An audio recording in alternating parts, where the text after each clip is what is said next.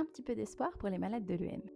Quand on vit avec une encéphalomyélite myalgique, on connaît souvent beaucoup trop bien le malaise post-effort. Le malaise post-effort, c'est une dégradation brutale de notre état après un effort, aussi minime soit-il, et surtout c'est une dégradation qui peut survenir parfois 12 heures, 24 heures, 48 heures après l'effort, et ça peut durer des jours ou des semaines. La bonne nouvelle du jour, c'est qu'une équipe de chercheurs a envie de comprendre ce qu'il se passe dans le corps quand on fait un malaise post-effort. Le docteur David Systrom à Harvard mène une étude passionnante pour comprendre pourquoi le corps plante après un effort. Il pense qu'il pourrait y avoir deux causes possibles, deux hypothèses. La première, ce serait un problème de circulation du sang vers les muscles.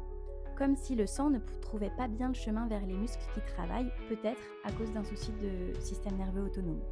La deuxième hypothèse, deuxième cause possible, ce serait un problème à l'intérieur même des muscles et plus particulièrement des mitochondries, qui sont les petites centrales à énergie dans nos cellules. Elles ne fonctionneraient pas bien et même si l'oxygène arrive, le muscle n'arrive pas à l'utiliser pour produire de l'énergie.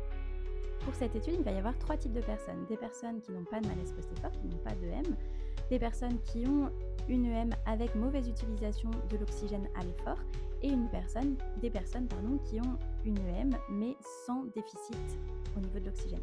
Toutes ces personnes passeront un petit test d'effort, doux quand même, parce qu'ils connaissent l'EM, et ils réaliseront des prélèvements sanguins ainsi que des biopsies au niveau du muscle avant et après l'effort. C'est important et ça donne de l'espoir, parce que si on connaît ce qui déclenche le malaise post-effort, on pourra mieux personnaliser les traitements, savoir si on a plutôt un problème de circulation, un problème de mitochondrie ou les deux, et on pourra avoir des solutions concrètes pour limiter les crashs. L'étude vient de démarrer, donc on n'a pas du tout de conclusion encore. Seules 8 personnes sur 50 pour l'instant ont passé l'étude, mais je trouve que ça donne de l'espoir, alors j'avais envie de vous partager.